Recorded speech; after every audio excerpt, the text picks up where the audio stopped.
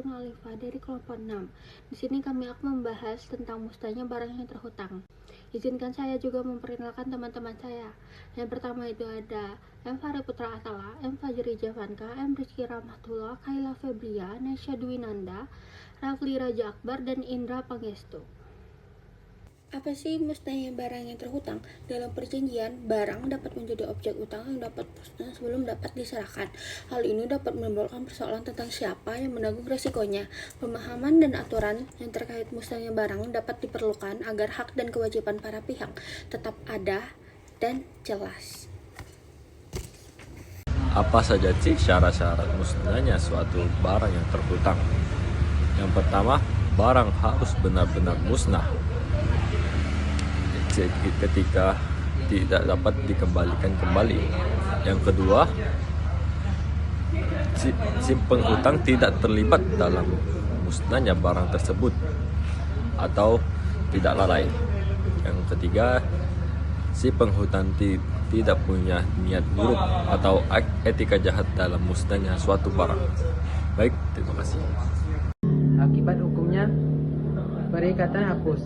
Jika syarat-syarat terpenuhi, hutang dianggap lunas dan si berhutang tidak lagi memiliki kewajiban untuk membayar.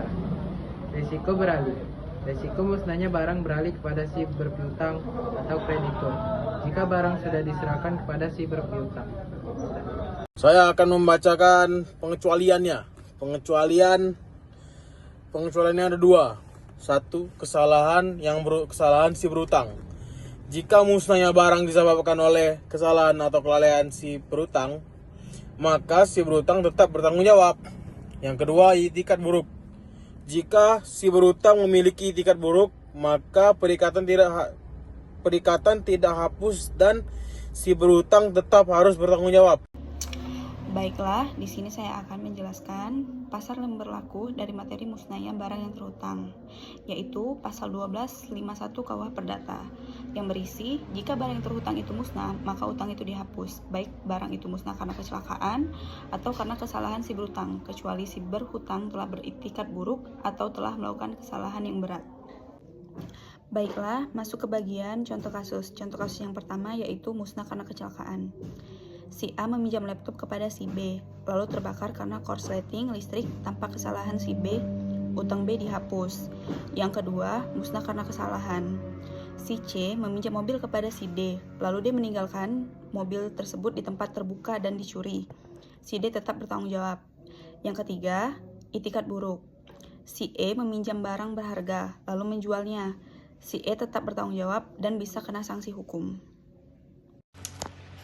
Musnah karena kecelakaan, force majeure. Jika barang musnah karena faktor di luar kendali si berhutang, seperti bencana alam, kebakaran tanpa kesalahan, atau pencurian tanpa kelalaian, maka utang dianggap lunas. Musnah karena kesalahan si berhutang. Jika musnahnya barang disebabkan oleh kelalaian atau kesalahan si berhutang, maka si berhutang tetap bertanggung jawab untuk mengganti barang atau membayar ganti rugi. Musnahnya barang terhutang menurut hukum perikatan. Itikat buruk, niat jahat. Jika si berhutang memiliki itikat buruk seperti sengaja merusak atau menjual barang, maka si berhutang tidak hanya harus mengganti barang, tapi juga bisa dikenai sanksi hukum lebih berat, bisa termasuk pidana.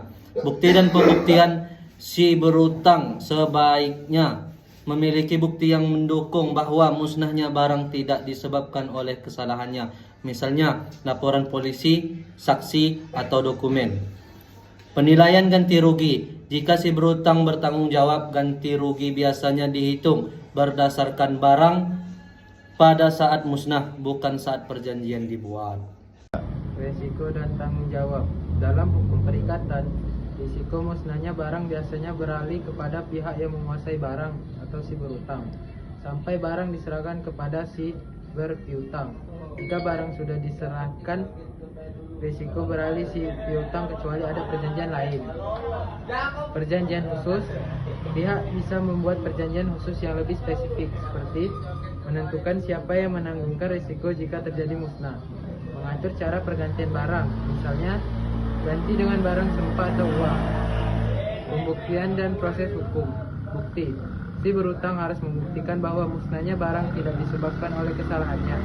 Laporan polisi, saksi, atau dokumentasi bisa jadi bukti. Proses hukum, jika terjadi sengketa, pihak yang merasa dirugikan bisa mengajukan gugatan ke pengadilan untuk meminta ganti rugi atau pembatalan perjanjian. Musnahnya barang yang terutang, risiko dan tanggung jawab. Kaitan dengan asuransi. Jika barang yang dipinjam diasuransikan, maka si berutang mungkin tidak perlu menggantikan jika ada polis asuransi yang menanggung risiko. Si berpiutang bisa mengajukan klaim asuransi, tapi harus sesuai dengan ketentuan polis. Pengaruh prestasi. Jika si berhutang lalai dalam merawat barang dan menyebabkan barang musnah, maka si berhutang bisa diminta ganti rugi.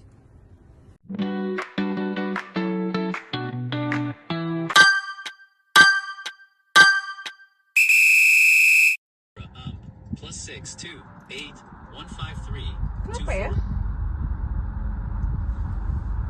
Halo? Waalaikumsalam. Iya, kenapa, Ja? Kamu lagi di mana sekarang? Aku lagi di kantor. Tapi baru sampai juga sih. Iya, kenapa? Habis makan siang ini ketemu. Ketemu mau bahas apa emang? Ini aku lagi perlu uang nih. Tapi aku mau ngadain, ada yang ngadain gitu. Oh. Kenapa? Lagi ada something? Iya sih. Nanti aku bilang ya ke kamu pas setelah makan siang nanti. Oke. Tentuin aja nanti jam sama tempatnya. Ya udah, nanti ketemuan aja ya sehabis makan siang ya. Oke. Oke. Oke, Ja. Assalamualaikum. Salam. A few moments later.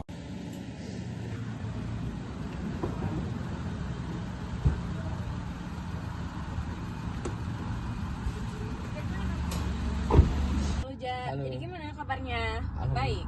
Kalau untuk sekarang lagi nggak baik-baik aja sih. Soalnya aku lagi ada problem di rumah. Oh, jadi tadi mau bahas apa, Ya? Katanya mau ini ya, kamu lagi butuh duit ya? Iya, Kenapa kalau boleh tahu? aku mau gadain ini nggak besar sih, tapi 20 juta bisa. Aku boleh lihat nggak barangnya? Nih, Maaf ya sebelumnya. Ini punya kamu sendiri? punya aku sendiri tuh.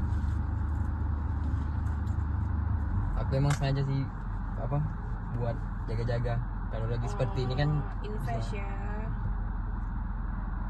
Oke, bisa sih. Ini suratnya ada ya? Ada lengkap suratnya. Ya? Oke. Mau minjem berapa ya? Kalau boleh tahu? 20 juta. 20 juta. Ada. Aku ada. Tapi kamu kira-kira mau balikinnya kapan? Secepatnya dari kamu ya. Kalau aku sih, aku nggak ini ya. Aku nggak minta cepet-cepet juga, karena aku nggak butuh-butuh banget. Tapi kalau misalnya kamu ada uangnya, bisa langsung balikin aja ke akunya. Aku percaya kok sama kamu. Oke, jadi ini aku terima barangnya. Nanti Ini kamu uangnya? bentar ya. TF ke rekeningnya aja nanti. Oke, bentar ya. Kayaknya aku nyimpen deh. 20 ya. Ya. Nanti sebelum akhir bulan lah saya balikan. Oke. Udah aku transfer ya, Ya? Oke. Oke. Terus ini mau lanjut kerja atau gimana? Kalau ada waktu kosong sih makan dulu bentar. Oh, ya udah. Udah selesai. Salam ya buat yang lain. Ya ya. Makasih, Ja. Halo, Jar. Aku nih belum bayar motor, Jar. Belum bayar Shopee juga. Bokep banget dulu, Jar. Gimana, Bang? Lu butuh uang. Gimana cara nih? Apa itu? Lu mau nggak? Ya kita cari target. Berangkat. Target Jar. Ya nanti kabarin lagi aja ya. Yo.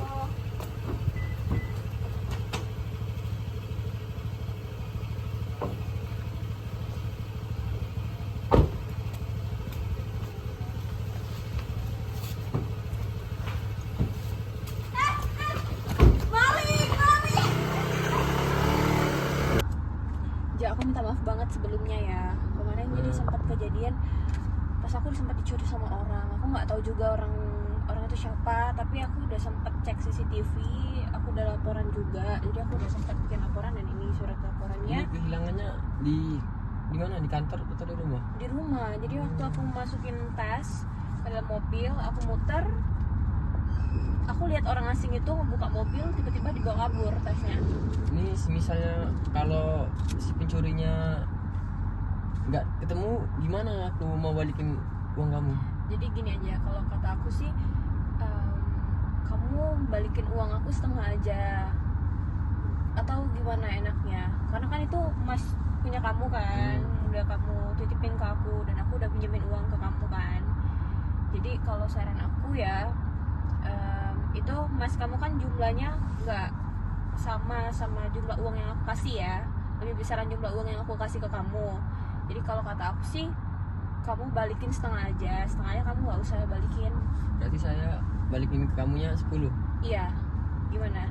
Ya udah, kalau si pencurinya nggak dapat itu? Iya. Oke. Jadi kamu ikhlas ya, berarti? Oke. Ini resiko saya.